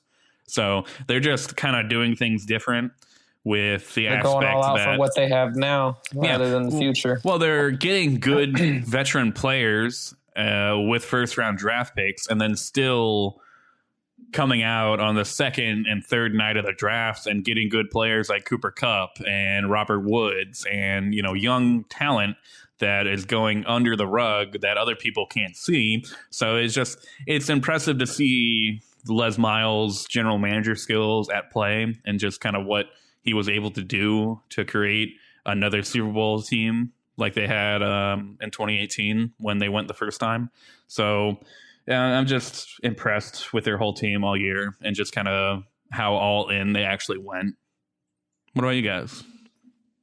Mine would have to be the whole season of the Indianapolis Colts. I mean, not only do you have the downfall of losing the last 2 games and not make the playoffs, but then at the beginning of the season, you trade away our first round pick to get Carson Wentz thinking that he's going to be the guy. And I'm not saying he had a terrible season, but he wasn't that guy. He's not going to be that guy that's going to lead you to a comeback very often. Mm-hmm. And he had 2 games over 250 yards. He just couldn't seem to throw that ball down the field. And some of that's not even his fault because who was he throwing to? He has an old T.Y. Hilton and a tiny Michael Pittman. Mm-hmm. And so now you have this whole thing going on where now we need to trade away Carson Wentz. So we just completely blew away 2 draft picks, and you want to come and bring in a new quarterback, but you have no one to even throw to. Yeah. I think Jack with the Colts Doyle and Mo Alley Cox are your tight ends, and they probably wouldn't even be starters on some of these other teams. Definitely. I think so. It's just, to me, just crazy that all the things they did and all the money they put towards one guy thinking he'd be the fix, but you didn't fix the real major issues. And now you're just taking another step backwards by getting rid of him and not fixing the other issues you have. Mm-hmm. I think we really need to think he should be out. What'd you say? Go ahead. No, I do think he should be out. Okay. Yeah. It'd be nice if someone would trade for him, but I don't know why anyone would. It's not like he's got a high market value or anything right now. There are talks of like a 3-way type trade where I'm not sure if it would be all 3 teams connected in one trade, but where Carson Wentz would go to, what are they now? The Washington Commanders? Yep. Is that their name? Yeah. No longer the football team? The Commanders. My buddy would be so mad. He still calls them the Redskins because he's a Redskins. He was a diehard Redskins fan. He would refuse to call them the football team. I guarantee he's going to refuse to call them the Commanders. But yeah, so anyway, there's a talk of Carson Wentz going to the Commanders and Russell Wilson coming to the Colts. So I don't know if that would be a 3-way trade, but who knows with what's going on with that. I wouldn't mind seeing him go to the Patriots as their backup because they've had the same backup for years, and I wouldn't mind seeing somebody new. Better than Brian Hoyer. Better than Brian Hoyer, indeed. I would take Carson Wentz over Brian Hoyer. That's for easy. Sure. Yeah. Well, it'd be nice, but my number one. Yeah, go for it. My number one correlates with your number one. Go figure. The Matthew Stafford trade. I mean, he spent 100 years in Detroit and made the playoffs once or twice, maybe. I think just the one time, and they lost in the wild card round. For the most part, lost more games than he won. But had the stats like crazy all the time was a saying over that. Sucks and feels awful, and then he gets traded 1 year and won the Super Bowl. So it's not all him, but I mean, heck yeah, that's got to feel good. Yeah, I mean, that's got to put a real sour taste in the Lions front office. Like, oh man, what did we just do? What did we do? What have we been doing? Yeah, but that's the thing. They wouldn't, even if they still had him, they don't have a good enough team to compete at all. I mean, you got to have a better defense. You got to have better weapons. I mean, they have nothing. So if I was them, I wouldn't feel bad. I guess I'd feel bad that we stopped Matthew Stafford from having a Hall of Fame career. Been doing your job still think the whole daggone time. Yeah. Look at his stats every year. Like, he was top quarterback every single year. I mean, you have plenty of all-time great quarterbacks that Hall of Famers that never won a Super Bowl. And they never had a good running back either. No, never. Well, it is what it is, though. I mean, this is really kind of the start of his career. Everything before that can kind of just go away. Experience. Yeah, he's been in it. It's nice for him, though. I think I finally started to come around. I still feel really bad for Joe Burrow, but the fact that he's young and has a long time, he'll get another chance. I hope he does. I did see a stat saying the last 12 quarterbacks to go to the Super Bowl for the first time then lose have never been back. So that's Matt Ryan. There's quite a few people part of that list. Cam Newton. I mean, I'm bad. Yeah. I think a lot of the ones though you're naming off were ones that just barely made it. I don't know. The Falcons were the team that year. They were that year though, but like every other year. And I mean, if you look at Matt Ryan as a quarterback, he just never really won those big games. Yeah, I guess I agree with that. It's interesting. Yeah. Well, let's move on to some. Plus, it was Brady. If you go up against Brady, he's probably going to beat you. I am very aware. as a Peyton Manning stan and, a Colts fan, I'm very aware how that feels. Peyton Manning could have had like 5 rings if it wasn't for Tom Brady. The only quarterback to beat Tom Brady in the Super Bowl is Eli Manning and Nick Foles, right? Yep. Eli Manning and Nick Foles. Two of the Eli did it twice. I hate Eli so much. It was sheer Giants defense. The offense really had nothing to do with it, but Eli Manning. And some lucky helmet catch. I was going to say the helmet catch and Victor Cruz, they kind of were big parts of both of those wins. Luckily, Victor Cruz sat down before he got to the end zone, or else Patriots probably would have won that game. Yeah. I don't know. All right, let's move on to some coach talk. Ryder already talked a little bit about it, but go ahead. I hear you have a long list.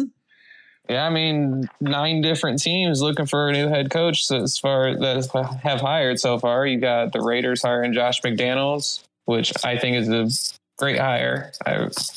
Everyone's been expecting him to become a head coach. Another great hire, I think, is the Jags hiring Doug Peterson. Yes, I agree. Denver getting Nathaniel Hackett. That could go either way. Where's he from again? He is Green Bay's offensive coordinator. Oh, which is why everyone's like, Aaron Rodgers is definitely going to be a Bronco. Yeah, okay, yep. Go ahead. The one that I didn't really care for as a hire, not even just because they took a coach from my team, but was the Bears hiring Matt Eberflus, the Colts defensive coordinator. Mm-hmm. I agree. The Giants did get Brian Daboll. That's his last name, right? Yep, because you got to run the ball. Yeah, Brian Daboll. They got the Bills offensive coordinator. Dolphins hired Mike McDaniel. 49ers shouldn't have fired their coach, but that's a different story. 49ers offensive coordinator is where that guy's from. I did like this. The Texans hiring Lovie Smith. I agree. I think it's nice that he's back in the league. The Saints promoted their defensive coordinator, Dennis Allen, to head coach. And the Vikings hiring Rams offensive coordinator, Kevin O'Connell. Instead of Mr. Hardball. Which I think was probably the best. Because I don't know. So, out of those, who would you guys say is the best hire? I like Peterson to the Jags. Yeah. That's what I did like that one. I thought Urban Meyer could bring some fire over there just because of what he did in college and whatnot. But, of course, a previous Buckeye coach brings out the douchebag. And, he ended his career probably in the NFL by acting like a jerk. It's not even that he couldn't coach his players. He was just a jerk. Expected them to, bow down to him. And when they didn't, he didn't know how to handle it. Yeah, I think Peterson's more of a player's coach anyway. So it should be nice for Trevor Lawrence to kind of learn under him a little bit. And he's got that veteran coaching experience. He's got the Super Bowl coaching experience. Like, he knows how to form a team even without your top players. He won a Super Bowl with Nick Foles. Mm-hmm. He can go through that pain of the whole season and still manage to find a way. Yeah, so I think that's a good one. The one I would probably pick and say the best, though, is the Eberflus to Chicago. You like that one? Having a defensive-minded coach in that spot with the defense they have, I think is going to help them a lot. And if he can just find a good offensive coordinator to work with Justin Fields and kind of breathe some life into that offense, I think it will help a lot because they have a good running back and they've got a good core there. They just need somebody that believes in them and not Matt Nagy because he's terrible and ruined everything. I think the reason I didn't like it the most was not necessarily I think he's going to be bad. You never know. But they were one of the first teams to hire. And there was still Josh McDaniels out there, Brian Daboll out there. See, I don't like Josh McDaniels, though, because of what he did to the Colts. How are you going to accept the job and then say, on second thought, nah. That's just such a bad move. I mean, I don't think he has if you're looking at it like that. When you're coming from the Patriots, you don't want to go to the Colts. Well, then don't agree to the contract. Like, don't take the interview. What do you mean? I'm just joking. I wasn't gonna like it regardless because I would have been upset about that as well. Because I feel like it was a Bill Belichick way to sabotage the Colts. Gonna tell the Pats all their plays and everything. Hate them. I hate them so much. And going back to what Shane said about the Dolphins with Brian Flores, he did get the defensive assistant spot for the Steelers, which I think is huge because of having who's the head coach there? What can I think of? Mike Tomlin. Yeah, with Mike Tomlin there, I mean that's such a good place for him to be. I think that's going to be such a good coaching staff. Well, and I'm really glad he still got that chance where this team wasn't scared to hire him with the lawsuits he has going on. I agree. Because when I saw that article come out that he has these lawsuits, I was like, oh, man, is he even going to get a job now? Mm-hmm. And luckily, there was a team out there that said, whatever, let's do this. Yeah, and I hope that the court system or the trial goes through and is actually legitimate. I mean, I don't want this to be done behind closed doors or, just reach a settlement. I want there to be an actual outcome because I feel like there is an issue with the Wayne Rooney rule, and I think that it needs to be updated and something needs to change at least.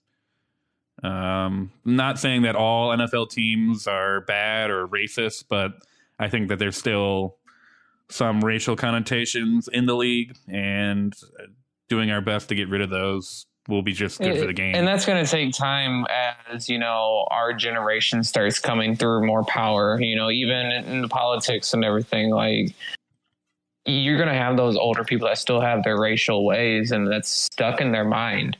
So I feel like as time progresses and the older generation starts getting out, it's going to dwindle down and not be as big of an issue as what it is today. That's certainly the hope, but I think we've been saying that for years now, and we're still here. So we'll see how quickly and or slowly the integration happens. I am just glad that even though it is taking a whole lot of ugly stuff to do it, that this stuff's coming to light, that there's hopefully a light shining at the end of the tunnel for this kind of stuff. I mean, I don't think Flores should have lost his job at all. He is probably one of the best coaches the Dolphins have had in a while. He has actually won games. He's got decent players in place. But that's one of the problems. The owner told Flores to purposely lose games. I know. And he refused to. And he didn't. But I can see both sides. I mean, as a head coach, I want to prove myself. I want to win every single game I can possibly win. But from an owner's freaking games, he's looking from an owner's standpoint as his team is good, but they're not good enough to where he doesn't want to be just good enough and just miss the playoffs or just make the playoffs and have a middle of the pack draft pick. He wants to tank and have a top draft pick. That way next year his team can be better, which in a sense is wrong as well because you're just blowing games. Mm-hmm. So before Flores got in there, why didn't he have them blow games when they actually sucked? Who knows? Maybe he didn't like the quarterbacks at the top of the draft. I know with that certain season in particular that they're talking about, it was the Tua Tagovailoa year, but then that was also the year he got hurt, and it was the Joe Burrow LSU year. So supposedly the owner really, really wanted Joe Burrow, and I think they made the playoffs that year. So they either just missed it or just made it. Yeah. So it stinks because I agree. I think Brian Flores is a great coach, and the fact that he could lose the first 6 games when they were tanking and getting rid of players like Micah Fitzpatrick and everyone else to then win out the rest of the season. I mean, I just think that you should want that on your team. He's a likable guy. The players liked him. Yeah, exactly. I feel bad for Brian Flores. Even though he is a Patriots coach and off of the Bill Belichick tree, I will say he seemed like a good guy. I think he'll do good, prove his point, and be back up top soon. Yeah, I hope he should get another shot. doesn't end in a big burnout, because every time the Steelers don't do great, it's take Tomlin out. He's awful. So hopefully this doesn't give the Steelers management an opportunity to wash out a couple black coaches, whether it's intentionally that way or not. But I mean, if they have a bad year, will they let go of Flores and Tomlin? I can't see how they would. I mean, if Steelers ever get rid of Tomlin, he'll literally be hired within the next 5 minutes by somebody else. So I wouldn't really worry about his coaching career. I'm just brainstorming. I mean, you do. I've heard a lot of, trying to get Tomlin out. It seems like every year somebody's pushing to have him out. You can't argue with his success, though. I mean, to be over 500 in every single season he's coached, which is like over 10 years now. I mean, that's just success at its best. Like, I wouldn't ever want to get rid of him. Steeler for life. But I understand that, yes, people don't like losing and like change, but those are the stupid people talking.